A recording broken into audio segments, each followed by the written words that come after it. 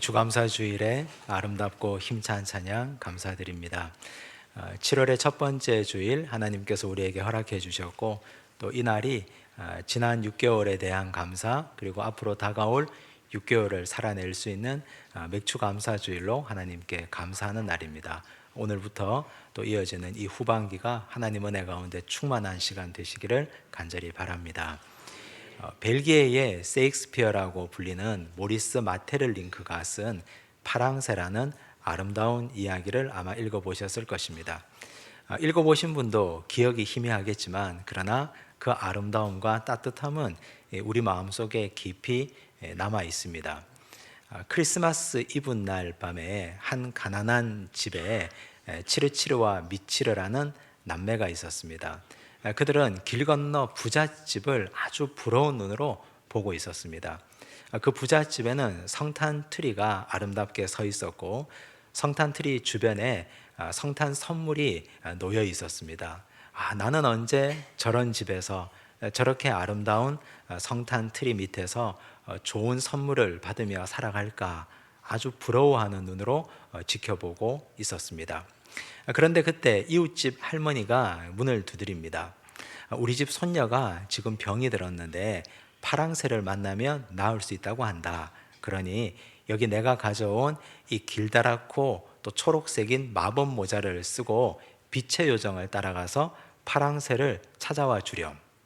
치르치르와 미치르는 할머니의 부탁을 받고 길다랗고 초록색인 마법 모자를 쓰고 파랑새를 찾아 나섰습니다.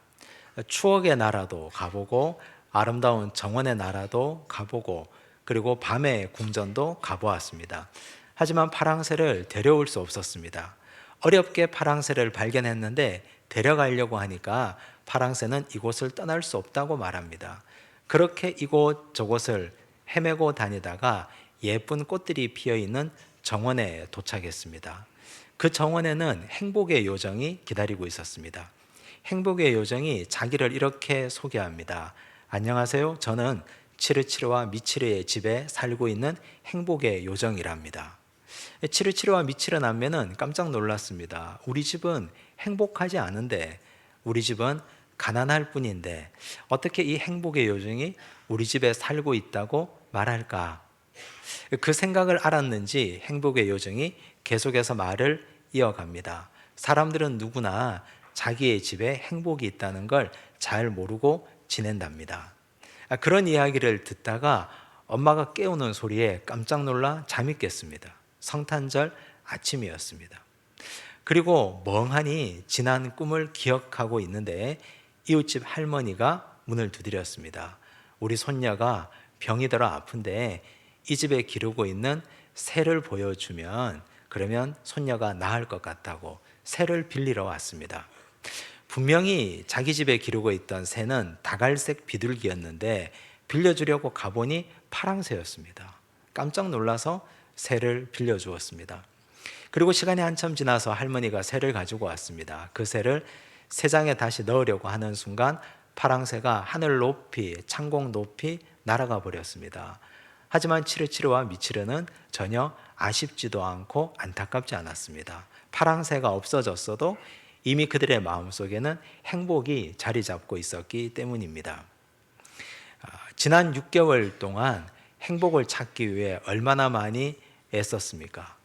우리에게 있는 행복이 이미 넘치도록 가득 차 있는지도 모르고 주변에 행복을 찾기 위해서 이리저리 아마 많이 헤매고 다녔을 것입니다. 오늘 우리가 읽은 이 하나님의 말씀에 보면 하나님께서 이미 우리에게 감사할 조건들, 행복에 필요한 것들을 이미 가득 채워주셨음을 볼 것입니다. 하나님이 우리에게 이미 선물해 주신 그 행복으로 가득한 가정, 일터, 우리의 가족들, 하나님의 교회 공동체에 감사하는 은혜의 시간 되었으면 좋겠습니다. 예수님께서 12회를 혈루증으로 앓던 여인, 그리고 야이로의 딸을 고쳐주셨습니다. 너무나 고통스러운 시간을 보내고 있었던 여인, 그리고 죽었던 사랑하는 딸을 주님이 고쳐주시고 살려주셨습니다.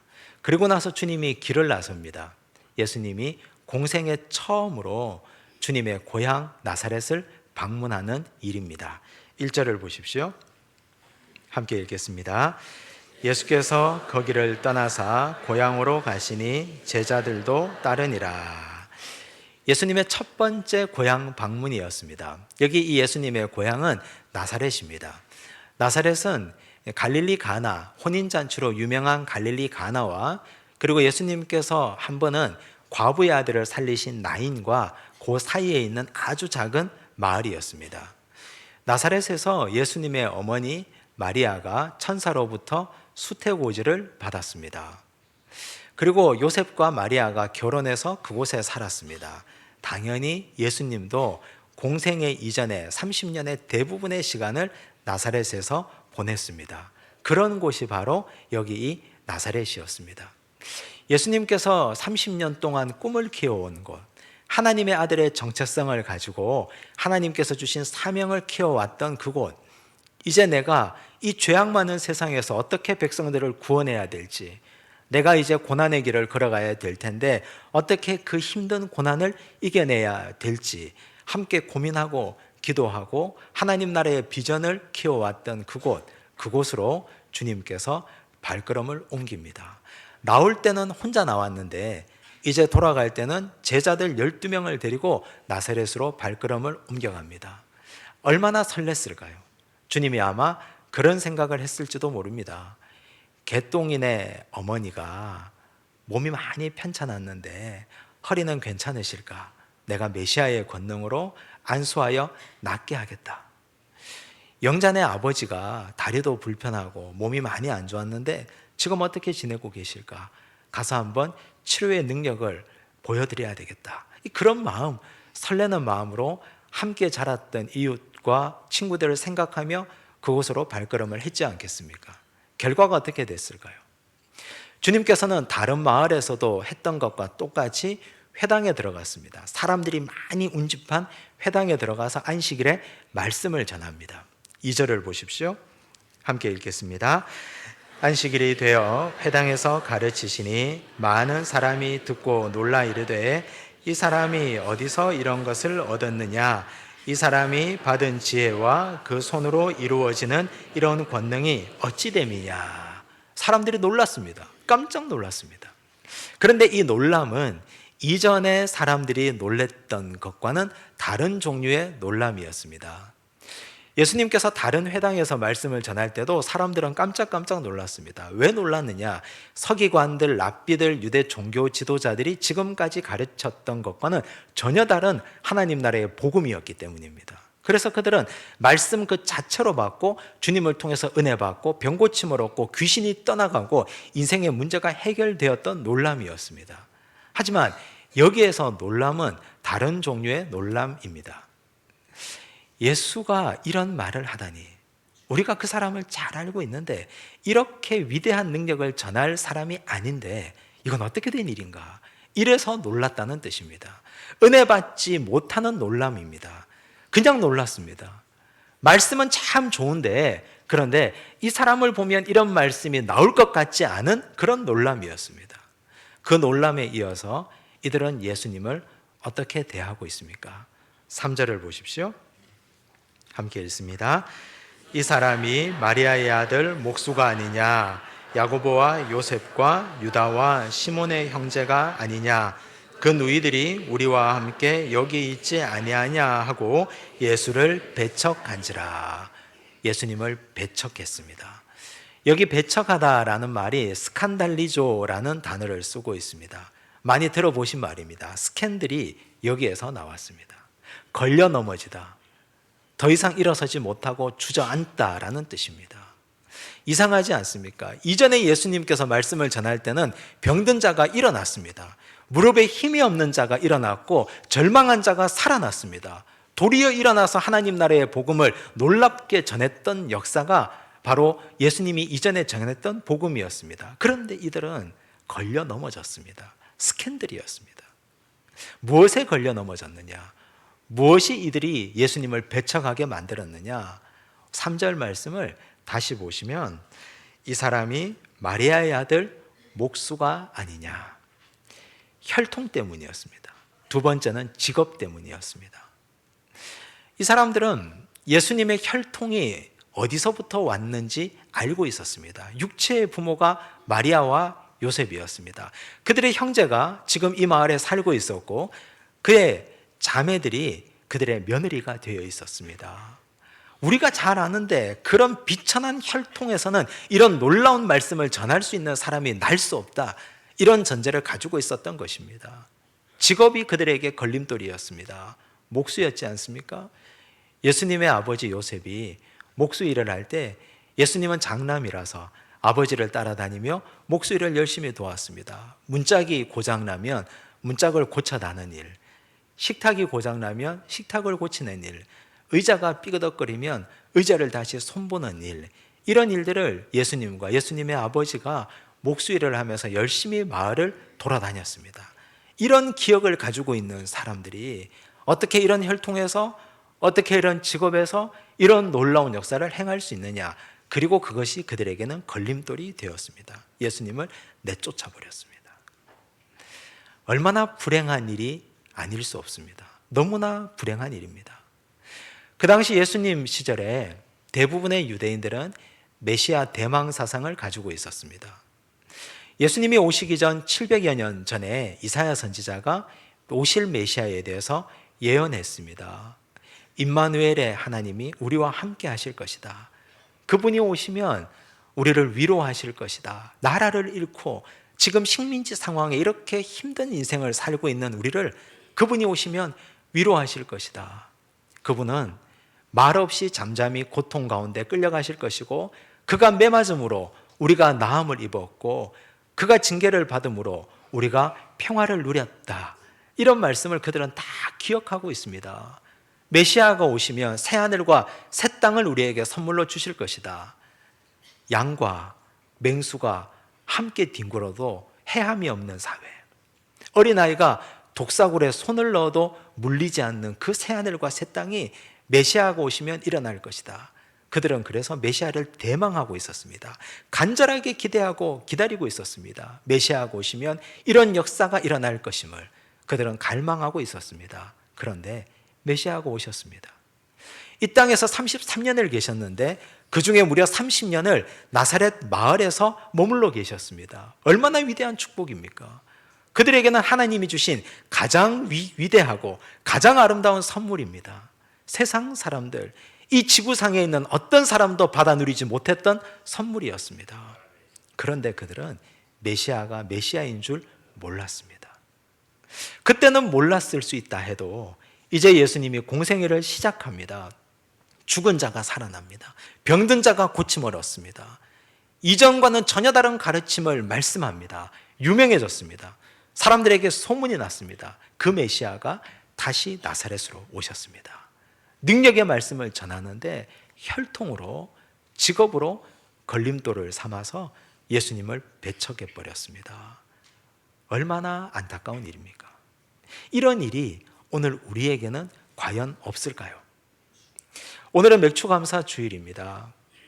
맥추감사 주일은 하나님께서 이스라엘 백성들에게 한 해의 첫 수확을 하나님께 감사하라고 말씀하신 절기입니다. 보리나 밀을 추수하고 나면 하나님께 첫 곡식을 가지고 나와서 감사하는 날입니다. 이제 현대는 농경사회가 아니라서 지난 6개월 동안 하나님 베풀어 주신 은혜에 감사하고 그 다음 후반기를 시작하는 절기입니다. 감사에는 여러 가지 종류가 있습니다. 내가 원하는 것 하나님께 간구했는데 이루어 주셔서 감사하는 것도 있고, 이미 나에게 주신 은혜에 감사하는 것도 있습니다. 사람들은 내가 원하는 것 하나님 주셔야, 이 손에 두 손 가득 받아야 감사하는 습관을 가지고 있습니다. 그러나 간과하지 말아야 될 것은 이미 하나님은 나에게 충만한 은혜를 주셨다는 사실입니다. 나사렛 동네 사람들에게 예수님을 30년 동안 주셨는데 그들은 감사하지 않았습니다. 오히려 주님을 비아냥거리고 주님을 배척했습니다.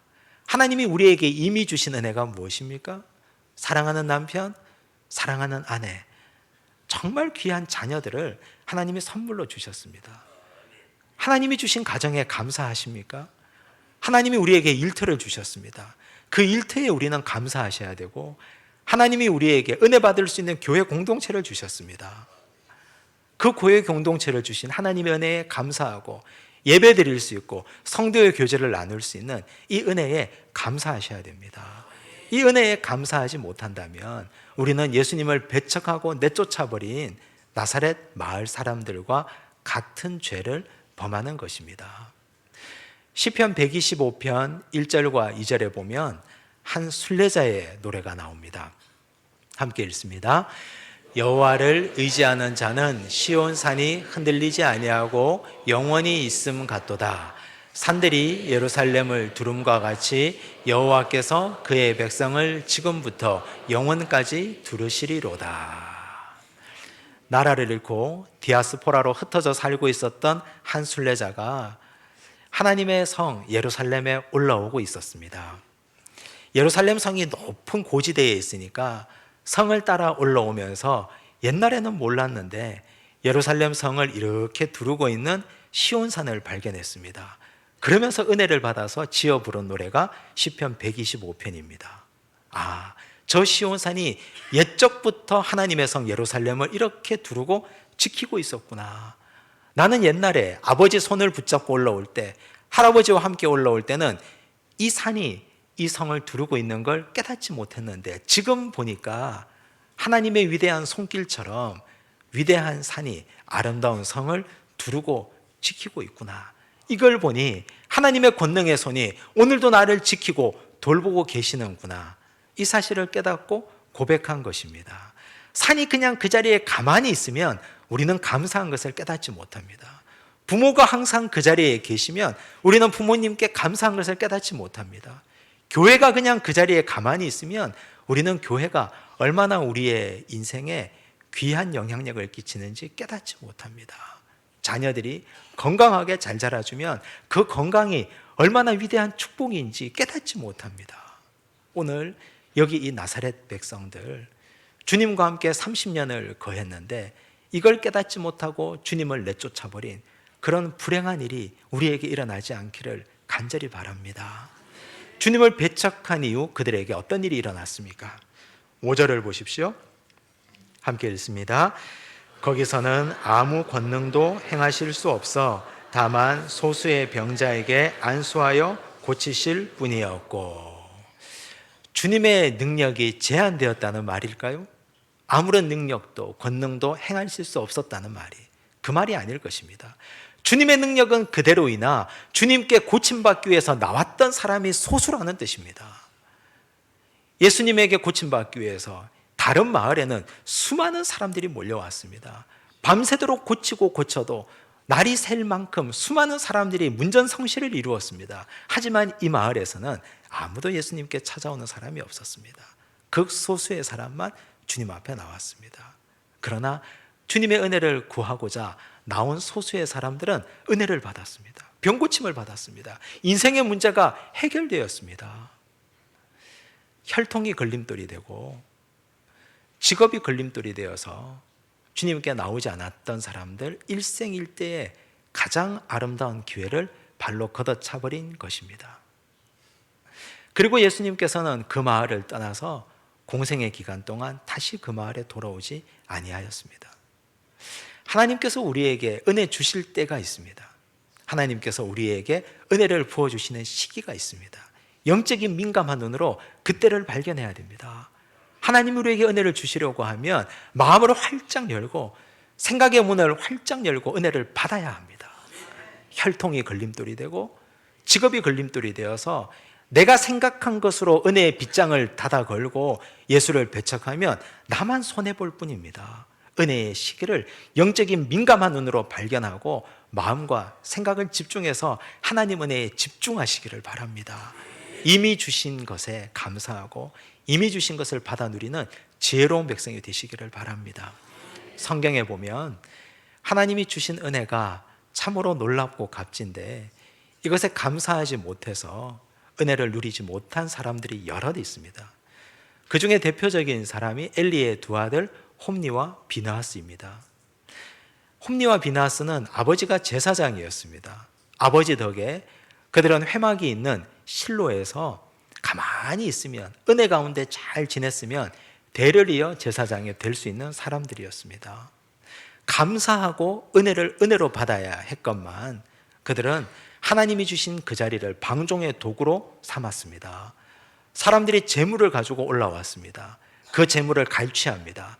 하나님께 드리기 전에 빼앗았습니다. 고기를 구워 먹기 위해서. 회막에서 수종드는 여인과 동침하기를 서슴지 않았습니다. 죄를 지었습니다. 하나님이 주신 은혜의 자리, 성도들을 섬기는 자리, 예배드리는 자리를 그들은 하나님을 배반하는 자리로 삼았습니다. 그들의 결과가 어떻게 됐습니까? 하나님은 전쟁터에서 그들의 목숨을 앗아가셨습니다. 반면에 같은 공간에 살고 있었던 사무엘이 있습니다. 사무엘은 굴러 들어온 돌이었습니다. 그러나 그는 그 자리에 와서 성전을 사랑했습니다. 깨어서 성전에 등불이 켜 있는 동안 열심히 기도했습니다. 어린 사무엘에게 하나님은 말씀하셨습니다. 이상이 희귀하여 흔히 보이지 않던 그 시기에도 하나님은 사무엘에게는 역사하셨습니다. 나타나셨습니다. 하나님이 나에게 주신 성전을 사모하고 은혜를 사랑하는 자, 하나님은 축복하셨습니다. 다윗을 보십시오. 다윗이 골리앗과의 싸움에 나갈 때 무엇을 가지고 나갔습니까? 다윗이 전쟁하러 갈 때 그는 아무것도 없었습니다. 하나님과 하나님의 군대를 모욕하는 골리앗을 향하여 출전을 선포했을 때 사울왕이 그를 불렀습니다. 그리고 너무 안타까워서 자신이 입고 있던 갑옷을 벗어서 입혀줍니다. 투구를 벗어서 씌워줬습니다. 왕의 칼을 선사했습니다. 그리고 와서 싸우라 했습니다. 다윗이 그것을 입고 투구를 쓰고 칼을 들고 몇 걸음 걸어보다가 왕이시여, 이건 저에게 맞지 않습니다. 불편해서 전쟁에 나갈 수 없습니다. 훌훌 벗어버렸습니다. 그리고 가지고 나간 것이 물맷돌이었습니다. 만약 그가 왕의 거칠애에 집중하고 있었다면, 왕의 투구와 왕의 갑옷과 왕의 칼에 관심이 있었다면 그것 들고 전쟁 나가서 어떻게 승리하겠습니까? 몇 걸음 걷다가 그만 골리앗에게 잡혀 목숨을 잃고 말았을 것입니다. 그는 하나님이 그에게 주신 재능과 하나님이 그에게 주신 강점에 감사하는 사람이었습니다. 사람들은 그를 비웃었습니다. 아무런 무기도 가지고 있지 않고 돌만 몇 개 들고 나가는 그를 사람들은 다 비웃습니다. 하지만 그는 그 물맷돌에 감사하고 나갔습니다.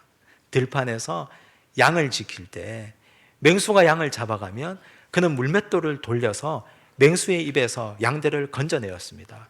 그런 능력과 재능이 있었습니다. 하나님이 이미 그에게 주신 재능을 감사하고 그 재능을 가지고 전쟁터에 나갔던 사람입니다. 하나님은 이미 우리에게 많은 물맷돌을 주셨습니다. 이미 우리에게 허락하신 은총이 크고 넘칩니다. 그 은혜에 감사하시기 바랍니다. 그것들을 부끄러워하지 마십시오. 나와 함께한 놀라운 은혜, 그 은혜를 가지고 세상 한가운데로 뛰어들어가십시오. 그러면 골리앗도 이기고 승리할 것입니다. 맥주감사 주일은 하나님이 이미 우리에게 주신 은혜를 기억하고 끄집어내는 시간입니다. 하나님이 가정을 주신 것에 감사하고 일터를 주신 것 감격하고 교회 공동체를 주신 하나님께 감사하며 하나님이 주신 그 은혜의 때를 기억하고 사시기 바랍니다. 어리석은 나사렛 백성같이 살지 말아서 하나님의 은혜 안에 거하는 주의 백성 되시기를 바랍니다. 기도하겠습니다. 하나님 아버지 감사합니다. 맥주감사 주일 하나님의 백성들을 주님 앞으로 불러주셨습니다. 이 자리에 나와 엎드려 예배드리며 주님의 은혜를 갈망합니다. 주님, 우리는 이미 우리에게 주신 하나님의 은혜가 크고 값지고 놀라움에도 불구하고 그것들을 가치 없는 것이라고 여기고 세상의 세속적인 것을 쫓으며 살아왔습니다. 마치 나사렛 백성들처럼 그들이 메시아와 함께했던 30년의 시간을 감사히 여기지 않고 주님을 배척하여서 아무것도 얻지 못한 불쌍한 자가 된 것처럼 우리는 그런 인생을 살지 않게 하여 주시옵소서. 하나님, 우리는 이미 주신 것에 감사하며 감격하며 나아가는 다윗 같은 사람, 사무엘 같은 사람이 되도록 축복하여 주시옵소서. 우리 인생에 하나님이 주신 크고 놀라운 은혜를 오늘도 기억하며 은혜의 때에 영적으로 민감해져서 은혜를 받을 수 있는 믿음의 백성으로 살아가게 하여 주시옵소서. 모든 말씀 예수님 이름으로 기도드리옵나이다. 아멘.